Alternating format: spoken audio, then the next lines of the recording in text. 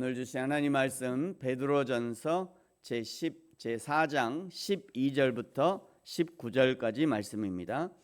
베드로전서 4장 12절부터 19절까지 말씀이고요. 지금 읽는 것은 12절, 13절 두 구절만 우리 같이 한 목소리로 읽겠습니다. 시작.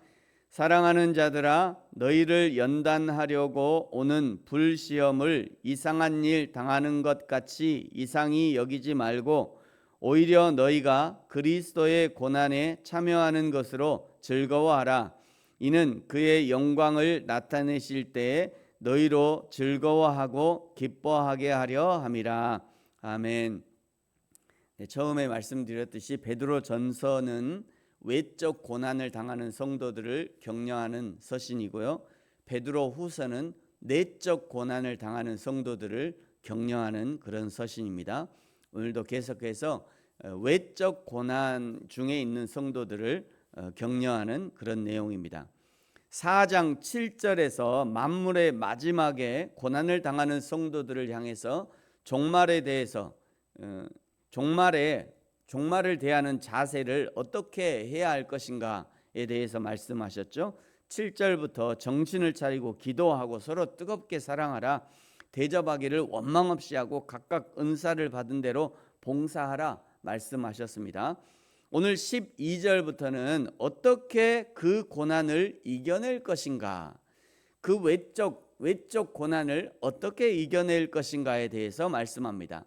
12절에 불시험을 이상히 여기지 말라 말씀하죠. 시험도 그냥 시험이 아니라 불시험입니다. 지금까지 경험해봤던 어떤 시험보다 더 강력한 시험이 될 것을 알려주시는 거죠. 한 가지 분명한 것은 지구 종말의 시험, 요한계시록에 등장하는 그런 시험만이 아니라 어제보다 오늘 다가오는 시험이 훨씬 더 강할 것입니다. 어제 그 시험이 다시 오면 그게 시험이겠어요? 어제 해봤는데요. 어제 이미 당해봤는데 똑같은 시험이 오면 그게 무슨 시험이냐고요. 이미 경험했는데요. 우리 인생에 다가오는 시험은 모든 시험이 어제보다 강한 시험이 될 것입니다. 어제 나를 유혹했던 세상이 같은 강도로 유혹하면 그게 유혹이 되겠습니까? 그러니 더 센 유혹의 강도로 점점 강해질 것이고요. 더 센 강도의 유혹과 미혹이 다가올 겁니다. 더 센 자극으로 다가올 거예요. 그런 시험을 이상히 여기지 말라 말씀하십니다. 왜 그러냐면 그 시험은 성도를 연단하러 오는 시험이기 때문입니다. 왜 연단하는 것입니까? 더 단단하게 하려고 연단하는 거죠. 이런 시험이 올 때 어떻게 해야 되느냐? 13절을 보십시오. 그리스도의 고난에 참여하는 것으로 즐거워하라. 왜냐하면 그리스도께서 영광으로 나타나실 때, 그리스도께서 재림하실 때, 이런 의미죠. 그리스도께서 영광으로 나타나실 때 너희 때문에 즐거워하고 기뻐하려 하심이라 말씀합니다. 누가복음 18장 8절에 예수님께서 이렇게 말씀하셨어요. 내가 너희에게 이르노니 속히 그 원한을 풀어주시리라. 그러나 인자가 올 때에 세상에서 믿음을 보겠느냐 하시니라. 지금도 그렇습니다만 설교를 들을 때마다 예수님의 재림에 대해서 이야기를 하고 내일이라도 당장 오실 것처럼 설교자가 선포하지만 그런 지가 벌써 2000년이 넘었어요. 그러니 여기저기서 예수님의 재림에 대한 의구심을 품는 사람들이 등장할 것이고요. 점점 사람들 속에 예수님의 재림, 예수님의 다시 오심에 대한 기대가 점점 사라질 겁니다. 다시 오심에 대한 기대가 사라지면 그 반대급부로 이 세상의 삶이 주목을 받게 됩니다. 이 땅에 있을 때 더 잘 먹고 더 잘 사는 일에 관심이 집중됩니다. 그러다가 호련히 예수님의 재림을 맞이하게 될 거예요. 예수님이 언제 오실지는 아무도 모르지만, 아무도 모릅니다. 하나님 아버지만 아신다고 얘기하시니까요. 예수님 자신도 모른다고 얘기하잖아요. 예고도 없이 가자. 그러면 따라가야 돼요. 예고도 없이. 사랑하는 성도 여러분, 주님이 다시 오실 때 부끄러운 구원이 아니라 그 모든 시험을 이겨내고 예수님 앞에서 당당하게 주님, 내가 주님을 기다렸습니다. 주여 영광을 받으십시오 라고 고백하는 저와 여러분이 되어지기를 예수님의 이름으로 축복합니다. 15절에요. 고난을 받되 살인이나 도둑질이나 악행이나 남의 일을 간섭하는 것으로 고난을 받지 말고, 16절에 만일 그리스도인으로 고난을 받으면 부끄러워하지 말고 도리어 그 이름으로 하나님께 영광을 돌리라 말씀합니다. 자신의 악행으로 인해 고난을 받는 것도 부끄러운 일이지만 그것만 부끄러운 것이 아니라 예수님을 위해서 어떤 손해도 고난도 받지 않는 것은 더 부끄러운 일이다 말씀하는 겁니다. 16절은요. 그리스도인으로 고난을 받는 일이 있다면 그것은 하나님께 영광을 돌릴 만한 일이다 라고 말씀하는 거죠. 내가 그리스도인이기 때문에 받는 고난은 무엇이 있을까요? 그리스도인이기 때문에 예배에 참석하는 거죠. 그리스도인이기 때문에 참아야 합니다.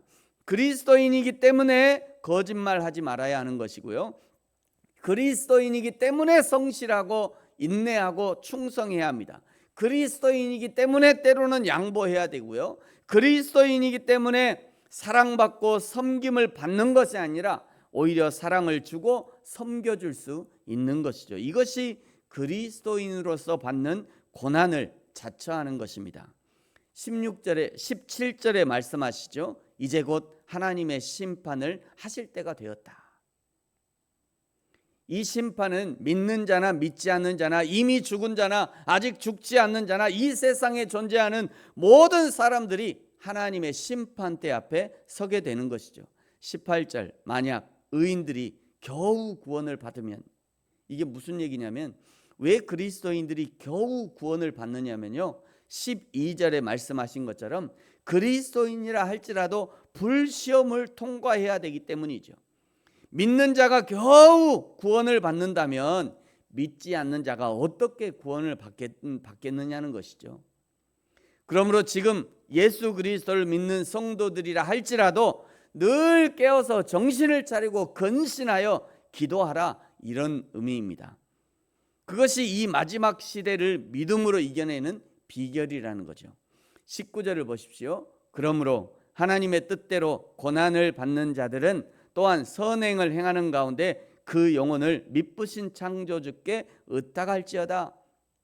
그리스도인들은 아무리 고난을 받는다 할지라도 그것을 박해하는, 그들을 박해하는 핍박자들에게 악으로 대갚아서는 안 된다는 것입니다. 그래서 베드로는요, 도리어 선을 행함으로 갚아야 하고 확신을 가지고 고난 가운데도 자신의 영혼을 보호해 줄 것을 의탁하래요. 하나님께 의탁하래요. 고난이 다가오는 것을 막 극으로 막 배격하거나 도망다니거나 나에게 고난을 주는 그를 향해서 대적하지 말고 오히려 그 고난을 받으면서 그 고난 가운데 그의 영혼을 미쁘신 하나님께 의탁하래요. 물론 그 전제가 있죠. 내가 뭔가 잘못해서 내가 무슨 고난을 뭔가 이게 살인을 하거나 도둑질하거나 그래갖고 잡혀가지고 철장에 가고 그런 고난 얘기하는 것이 아닙니다. 내가 그리스도인으로 살아가는데, 그리스도인으로 살아가면서, 믿음으로 살아가면서 그럼에도 불구하고 다가오는 고난에 대해서 얘기하는 거예요. 그런 고난이 다가올 때는 참고 인내하고 오히려 핍박자들을 위해서 기도해 주면서, 기도하면서 너의 영혼을 하나님께 의탁하라, 이런 얘기를 하는 겁니다.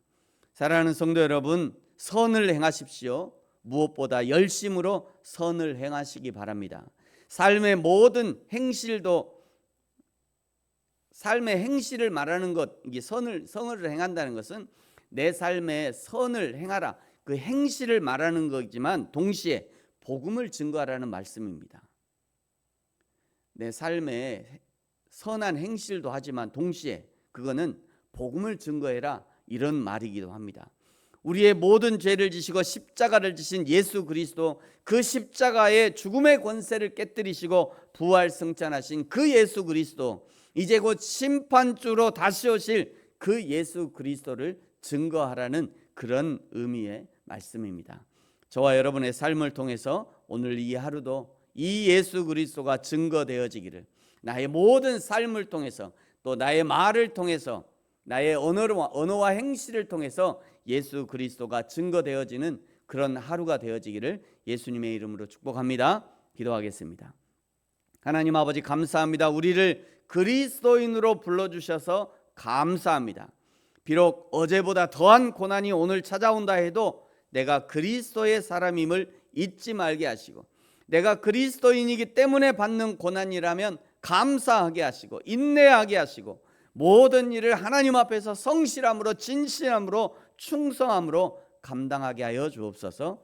오늘도 때를 따라 나의 말과 행실로 예수 그리스도를 증거할 수 있게 하여 주옵소서. 감사합니다. 예수님의 이름으로 기도합니다. 아멘. 하늘에 계신 우리 아버지, 아버지의 이름을 거룩하게 하시며 아버지의 나라가 오게 하시며 아버지의 뜻이 하늘에서와 같이 땅에서도 이루어지게 하소서. 오늘 우리에게 일용할 양식을 주시고 우리가 우리에게 잘못한 사람을 용서하여 준 것 같이 우리 죄를 용서하여 주시고 우리를 시험에 빠지지 않게 하시고 악에서 구하소서. 나라와 권능과 영광이 영원히 아버지의 것입니다. 아멘.